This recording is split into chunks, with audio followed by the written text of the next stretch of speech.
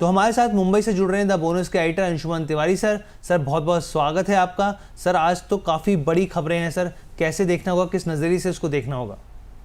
धन्यवाद हर्ष। आज बड़ी खबरों का दिन है और मैं कोशिश करूंगा कि कम समय में मैं आपको समझा सकूं कि भारत और अमेरिका के रिश्तों के जो नए आयाम बन रहे हैं उनका बाजार पर क्या असर होगा। और इसके अलावा भी दुनिया में कई सारी खबरें हैं जो भारतीय बाजारों को और ग्लोबल बाजारों को प्रभावित करेंगी। भारतीय बाजारों के लिए यकीनन एक बड़ा मुश्किल भरा दिन होने वाला है, ऐसा संकेत मिल रहे हैं। और भारतीय अर्थव्यवस्था के लिए भी चुनौतियों के संकेत हैं। शुरू करते हैं खबरों का सफर। भारत और अमेरिका के बीच संधि नहीं हो सकी, जिसकी संभावना हम लगातार पर चर्चा कर रहे थे। अमेरिकी राष्ट्रपति डोनाल्ड ट्रंप ने भारत पर 25% टैरिफ लगा दिया है। इसके अलावा रूस से ऊर्जा और हथियारों के चलते पेनल्टी भी लगेगी। ये पेनल्टी कितनी होगी ये पता नहीं है। नए टैरिफ अगस्त से लागू होंगे और दोनों देशों के बीच व्यापार वार्ताएं जारी रहेंगी। इन सुर्खियों के भीतर दो तीन बड़े सवाल हैं जिनसे बाजार आज जूझता हुआ नजर आएगा। पहला ये कि फार्मास्यूटिकल जो भारत का प्रमुख निर्यात है उस पर अलग से टैरिफ आएंगे कि नहीं, क्योंकि डोनाल्ड ट्रंप लगातार सेपरेट टैरिफ की बात कर रहे हैं और वो इससे अलग होंगे तो भारत पर एक्चुअल या वास्तविक टैरिफ का असर ज्यादा बड़ा हो सकता है। भारत के इलेक्ट्रॉनिक्स, कपड़ा, फार्मास्यूटिकल, सी फूड, बासमती और लेदर पर इन टैरिफ का तत्काल बड़ा असर हमें 1 अगस्त से दिखाई देगा। इलेक्ट्रॉनिक्स को लेकर ऐसा माना जा रहा है कि शायद चुनिंदा उत्पादों को कुछ रियायत मिल सकती है, हालांकि अभी व्हाइट हाउस से विस्तृत नोटिफिकेशन नहीं आया है। ट्रंप के इस ऐलान के बाद भारत उन देशों में शामिल हो गया है जिन पर सबसे ऊंचे टैरिफ हैं। हालांकि चीन और ब्राजील से कम है, लेकिन एशिया के अन्य प्रतिस्पर्धी देशों से ज्यादा है, जो भारत के निर्यात को अमेरिकी बाजारों में उस भारत की निर्यात प्रतिस्पर्धा को प्रभावित करेंगे। और दूसरा ये कि अगर भारत और अमेरिका के बीच जल्दी कोई संधि नहीं होती है तो दुनिया के अन्य देशों को भी भारत के साथ एफटीए में डील करने में दिक्कत आएगी। सबसे तात्कालिक असर आपको भारतीय बाजार में आज तेल कंपनियों पर दिखाई देगा। ट्रंप के टैरिफ के बाद ऑयल रिफाइनर्स के नए रूस के तेल के सौदे रुक गए हैं। अगस्त के टेंडर स्थगित हैं, लंबित हैं। रिफाइनर्स अब तेल रिफाइनिंग कंपनियां सरकार से ये पूछ रही हैं कि नए अमेरिकी टैरिफ के बाद रूस से कच्चा तेल खरीदना कैसे जारी रखा जाए। ट्रंप के टैरिफ से भारतीय शेयर बाजार में गिरावट होगी, इसके संकेत हमें गिफ्ट निफ्टी से मिल रहे हैं और इस पर हम विस्तार से हर्ष आपसे चर्चा करेंगे। भारत एक और बेहद महत्वपूर्ण बात, कूटनीतिक दृष्टि से भारत की चुनौती अमेरिका के साथ ज्यादा बढ़ रही है। ऐसा कल पिछले 12 घंटों में देखा है, इसलिए बाजार के निवेशकों को थोड़ा सतर्क रहने की जरूरत है। भारत पर ट्रंप बेहद सख्त दिखाई दिए, लेकिन कोरिया पर नरम हो गए और कोरिया पर 15% केवल टैरिफ लगाए गए। भारतीय समय के अनुसार आज सुबह तड़के ट्रंप ने उस डील का की घोषणा की जो कोरिया के साथ की गई। कोरिया ने अमेरिका में करीब $350 बिलियन के निवेश का वादा किया है। हम ये बात लगातार अपने कार्यक्रमों में बोनस में कह रहे हैं कि भारत के पास उतना कुछ देने के लिए अमेरिका को नहीं था जितना कि दुनिया के अन्य देशों के पास था, चाहे वो यूरोप हो या वो जापान हो और कोरिया हो। और बड़ी डील्स जो हुई हैं जिनमें बड़ी रियायतें मिली हैं देशों को, उन देशों ने अपना बाजार तो खोला ही है, इसके अलावा अमेरिका में बड़ा निवेश भी किया। और कोरिया अगला देश है जिसने $350 बिलियन के इन्वेस्टमेंट का वादा किया है इस संधि के आधार पर। तो कोरिया अब उन कम टैरिफ वाले देशों में शामिल हो गया, जबकि भारत ऊंचे टैरिफ वाले देशों में है। भारत के साथ ब्राजील पर भी ट्रंप ने 50% टैरिफ लगाए हैं, भारत पर 25% है। हालांकि एयरक्राफ्ट और संतरों पर कुछ छूट दी गई है और टैरिफ शायद 6 अगस्त से लागू होंगे, क्योंकि ब्राजील के मामले में अमेरिका थोड़ा इंतजार करना चाहता है। कल शाम से आज तक की जो टैरिफ घोषणाएं आई हैं उनसे बाजार के लिए, डिप्लोमेसी के लिए, नीतिज्ञों के लिए जो सबसे बड़े संकेत मिले हैं वो ये कि ब्रिक्स ट्रंप के निशाने पर है। ट्रंप ने टैरिफ का ऐलान करने के बाद अपनी अगली वार्ताओं में भी ब्रिक्स का जिक्र किया और ये कहा कि ब्रिक्स अमेरिका विरोधी है। हालांकि ब्रिक्स वाले टैरिफ अलग से बताए नहीं गए हैं। एक दो और महत्वपूर्ण खबरें सुबह सुबह आई जिनसे आप समझ सकते हैं कि भारत और अमेरिका के व्यापार रिश्तों में तनाव की स्थिति कैसी दिख रही है और इसलिए ये भारतीय बाजार को आने वाले समय में थोड़ा सतर्क रहने की जरूरत है। अमेरिका ने भारत से कारोबार करने वाली 6 केमिकल कंपनियों पर प्रतिबंध लगा दिए। पूरी दुनिया में ऐसी 20 कंपनियों पर कार्रवाई की गई है जो ईरान के जरिए तेल या केमिकल का आयात करती थी। ईरान अमेरिका के प्रतिबंधों के तहत देश है। भारतीय कंपनियों में परसिस्टेंट पेट्रोकेम है, कंचन पॉलीमर्स है, ग्लोबल इंडस्ट्रियल है, जुपिटर डाइकेम है, ऐसी प्रमुख कंपनियां हैं। इन कंपनियों की अमेरिका में संपत्तियां जब्त करने का आदेश दिया गया है। यह भी एक ऐसी कार्यवाही है जो भारतीय बाजारों को चिंता में डालेगी। एक और महत्वपूर्ण खबर जो अभी अभी आई, जिसका जिक्र शायद थोड़े समय बाद होगा, ट्रंप ने पाकिस्तान के साथ एक बड़ी ऑयल डील का ऐलान किया है। पाकिस्तान को ट्रंप की तरफ अमेरिका से बड़ा तेल आयात होगा। पाकिस्तान एक ऑयल रिजर्व बना रहा है और ट्रंप ने यह भी कहा है कि वो दिन भी आएगा जब पाकिस्तान तेल भारत को बेचने लगेगा। ये तो खबरें थी दुनिया के ट्रेड बाजार से, जिनका असर दुनिया की ट्रेड नीतियों को लेकर, डील्स को लेकर, जिनका असर हमें आज बाजार में अलग अलग क्षेत्रों पर दिखाई देगा, अलग अलग कंपनियों पर दिखाई देगा और बाजार इन पर रिएक्ट करेगा। दूसरी जो बड़ी खबर थी, जो बड़ा हिस्सा था खबरों का, वो फेडरल रिजर्व की बैठक का था। फेडरल रिजर्व की बहुप्रतीक्षित बैठक थी। ट्रंप और पावेल के बीच रिश्ते खराब हैं, लेकिन पावेल ने काफी हिम्मत दिखाई है। ट्रंप की चेतावनी के बावजूद फेडरल रिजर्व ने ब्याज दरों को 4.25 और 4.5 के लेवल पर स्थिर रखा है। 1993 के बाद पहली बार ऐसा हुआ है जब फेड कमेटी के दो सदस्यों ने federal market power market operation committee के फेड कमेटी के फैसले से असहमति जताई और डिसेंट नोट दिया है। सबसे बड़ी बात बाजारों के लिए जो चिंताजनक है, खासतौर से अमेरिका और दुनिया के बाजारों के लिए, कि फेडरल रिजर्व ने सितंबर में भी ब्याज दरें कम करने का कोई संकेत नहीं दिया है। और इस फैसले के बाद आप देखेंगे, हम आगे आपको कुछ बताएंगे कि पूरी दुनिया में ब्याज दरें कम करने की प्रक्रिया थमती दिखाई दे रही है। फेडरल रिजर्व के चेयरमैन ने यह भी कहा कि अमेरिकी अर्थव्यवस्था में अनिश्चितता बढ़ रही है, रोजगारों में कमी होने का खतरा है। इशारों में उन्होंने यह भी कहा कि फेड का काम महंगाई कम करना है, अमेरिकी कर्ज की लागत घटाना नहीं है। डोनाल्ड ट्रंप बराबर फेडरल रिजर्व पर इस बात के लिए दबाव बना रहे हैं कि वो ब्याज दरों में कमी करें, ताकि अमेरिका के कर्ज कार्यक्रम की या अमेरिका की जो बोरोइंग्स है उसकी कॉस्ट में, लागत में कमी हो सके। फेड के फैसले के बाद अमेरिका में 10 साल के बॉन्ड की यील्ड में बढ़ोतरी हुई है। यहां से फेड और जीरोम पावल के बीच टकराव का एक नया दौर शुरू हो सकता है। अगले 24 घंटे में डोनाल्ड ट्रंप की प्रतिक्रिया इस पर जरूर आएगी और इसके बाद बाजारों को इस नए टकराव से को संभालने के लिए अपने आप को तैयार होना पड़ेगा। तीसरी जो महत्वपूर्ण खबर भारतीय अर्थव्यवस्था की दृष्टि से और बाजारों के लिए चुनौतीपूर्ण थी, वो ये थी कि रूस पर चेतावनी तो डोनाल्ड ट्रंप पहले से ही दे रहे थे। भारत पर टैरिफ के जरिए डोनाल्ड ट्रंप ने रूस पर निशाना साध दिया है। और चूंकि उन्होंने पहली बार आधिकारिक रूप से घोषणा की है कि कोई देश जो रूस के साथ कारोबार कर रहा है उस पर अतिरिक्त टैरिफ लगाए जाएंगे, तो बाजार, खासतौर से कच्चे तेल का, क्रूड का बाजार, ये समझ रहा है कि रूस पर प्रतिबंधों का, रूस से तेल आयात करने वाले देशों पर प्रतिबंधों का दौर शुरू हो रहा है।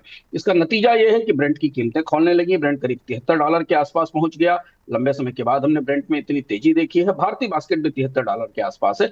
WTI करीब $70 के आसपास है और इसका नतीजा हमें रुपए में तेज गिरावट के तौर पर दिखाई दिया है। डॉलर में मजबूती भी आई है। रुपया करीब 87 गिरकर 87 के पार पहुंच गया है। तो ये वो बड़े घटनाक्रम थे जिनकी छाया में बाजार आज कारोबार करेगा। अब कुछ और बड़ी खबरें देखते हैं। अमेरिका में कुछ और महत्वपूर्ण आंकड़े आए। दूसरी तिमाही में अमेरिका की जीडीपी में उम्मीदों से बेहतर बढ़त नजर आई। संभावना गिरावट की थी, कॉन्ट्रेक्शन की थी, लेकिन 3% की बढ़त रही। कंज्यूमर डिमांड में, उपभोक्ता कंजम्पशन में भी थोड़ी बढ़त दिखाई दी। आयात में कमी आई।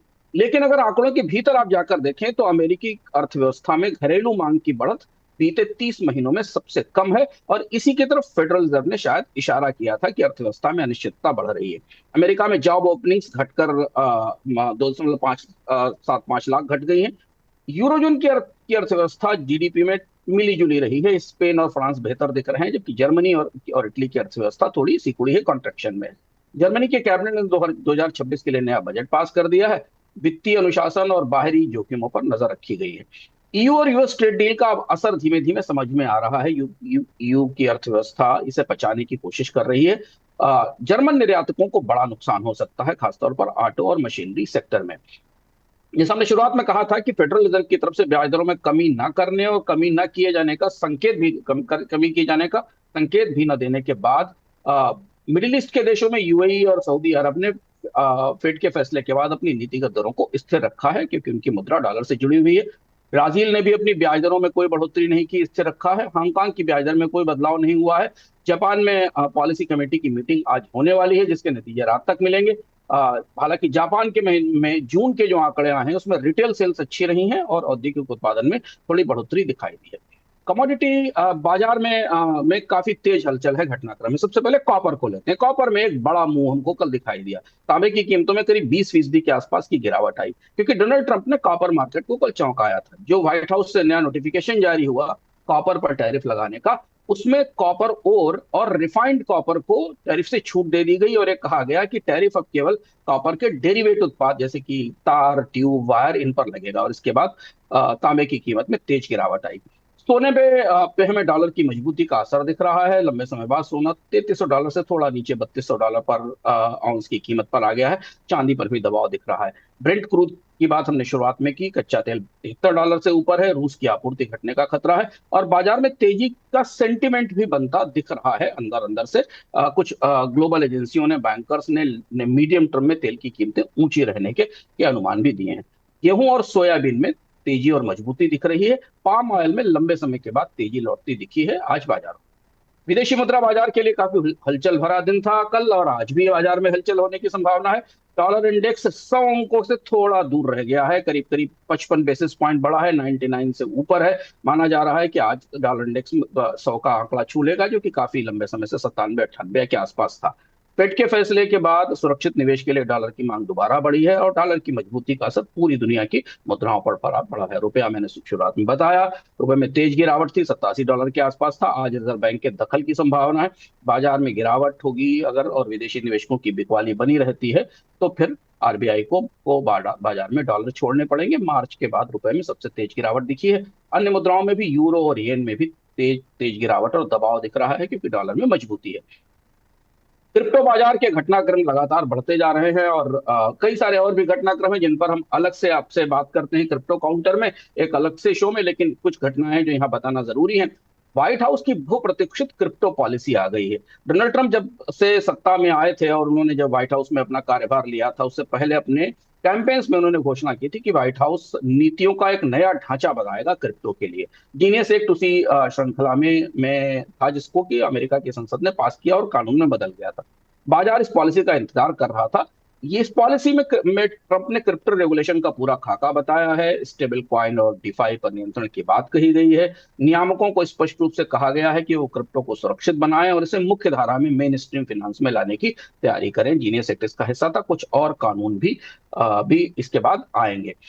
इस रिपोर्ट के बाद, व्हाइट हाउस की क्रिप्टो रिपोर्ट के बाद, सभी टोकन्स में, सारे टोकन्स में हमें तेजी दिखाई दे रही है। एक और महत्वपूर्ण खबर जो अंतरराष्ट्रीय घटनाक्रम के हिसाब से जरूरी है, जेपी मॉर्गन ने कॉइन बेस के साथ एक अनुबंध किया है और उसके तहत क्रिप्टो क्रेडिट कार्ड से खरीद की अनुमति दी गई है। यह पहली बार है जब अमेरिका का कोई बड़ा बैंक किसी क्रिप्टो एक्सचेंज से सीधे जुड़ा है और उसने अपने क्रेडिट कार्ड पर क्रिप्टो ट्रांजेक्शन की छूट दी है। भारत में कल कॉइनसिच की एक रिपोर्ट आई जिसने बताया कि भारत में डिजिटल एसेट्स की होल्डिंग बढ़ रही है। दिल्ली में सबसे अधिक क्रिप्टो निवेशक हैं, लेकिन सबसे ज्यादा मुनाफे वाले क्रिप्टो निवेशक कोलकाता बेस्ड हैं। जयपुर, पटना, लखनऊ जैसे शहरों में भी क्रिप्टो का निवेश बढ़ रहा है। अंतरराष्ट्रीय स्तर पर दो तीन बड़े कारपोरेट घटनाक्रम थे।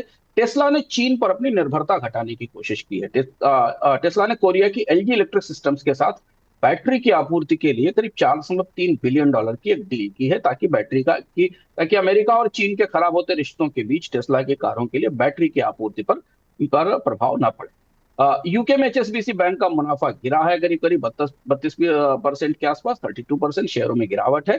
पोर्शे और आस्टन मार्टिन ने टैरिफ बढ़ने के बाद अमेरिका में अपनी कारों की कीमत बढ़ाने की घोषणा की है। भारतीय बाजार में कई कारपोरेट घटनाक्रम हैं जिनका भी असर आज बाजार पर रहेगा। रिजल्ट्स के अलावा रिलायंस के प्रमोटर्स ने जियो फाइनेंशियल में 15,825 करोड़ का निवेश करने का फैसला किया है। शेयर बाजार पर इसका असर दिखाई देगा। इंडिगो के मुनाफे में 20% की गिरावट आई है बाजार को। इससे सरप्राइज हुआ है क्योंकि भारत के एविएशन बाजार में तेजी थी। यात्रियों की संख्या में कमी आई है, किराए पर दबाव है। संकेत ये भी है कि शायद आने वाले समय में किराए बढ़ाने पड़ सकते हैं। अन्य कंपनियों में हुंडई के मुनाफे गिरे हैं। पीएनबी, पंजाब नेशनल बैंक के मुनाफे भी गिरे हैं। इनका बाजार पर असर रहेगा। लेंस कार्ड ने करीब 2150 करोड़ रुपए के आईपीओ का आवेदन किया है। एक और नया स्टार्टअप आईपीओ की तैयारी कर रहा है। अगले 24 घंटे बाजार के लिए खासे महत्वपूर्ण है। भारत पर टैरिफ के असर को बाजार पचाने की कोशिश करेगा, डगमगाएगा, हिलेगा, थोड़ा लड़खड़ाएगा। भारतीय पक्ष की प्रतिक्रिया संतुलित है। किसी जवाबी कार्रवाई की तैयारी नहीं की गई। भारतीय पक्ष की तरफ से कहा गया कि हम वार्ताएं जल्दी शुरू करने की कोशिश करेंगे और इन चीजों को संतुलित करेंगे।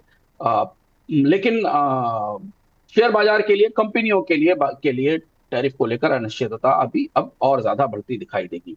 बैंक ऑफ जापान की पॉलिसी मीटिंग है, जैसे हमने बताया। जापान की अर्थव्यवस्था गहरी मुश्किल में है। डील का असर है। दुनिया में सबकी निगाहें इस पर रहेंगी कि बैंक ऑफ जापान अपने बाजार के लिए ब्याज दरों को किस तरह संतुलित करता है। अमेरिका और चीन के बीच टैरिफ की जो सहमति बनी थी, जो संधि बनी थी व्यापार युद्ध के बाद, उसे आगे बढ़ाने पर एग्रीमेंट हो गया था, जो हमने कल आपको बताया था। आज उम्मीद है कि दोनों पक्षों की तरफ से इसकी नई तारीख घोषित की जाएगी कि यह संधि आगे और कितने समय तक बढ़ेगी। डोनाल्ड ट्रंप के ऑफिस से ही इसकी घोषणा आने की संभावना है। यूरो में, रुपए में और कमोडिटीज में तेज उतार चढ़ाव दिखेगा ट्रंप के टैरिफ के नतीजों के तौर पर। क्योंकि भारत ने रूसी तेल के टेंडर रोक दिए हैं, तो इसलिए सरकार के फैसले का इंतजार ऑयल कंपनियां करेंगी। तो ऑयल सेक्टर आज शेयर बाजार में निगाहों में रहेगा। क्रूड ऑयल की तेजी बाजार को और रुपए को दबाव में रखेगी। तो उंगलियों पर दुनिया में आज इतना ही। तमाम बहुत सारी खबरें हैं जिनके बाजार पर असर को समझने के लिए वापस हम नोएडा चलते हैं हर्ष के पास। सर बहुत बहुत धन्यवाद तमाम खबरों का विश्लेषण करने के लिए।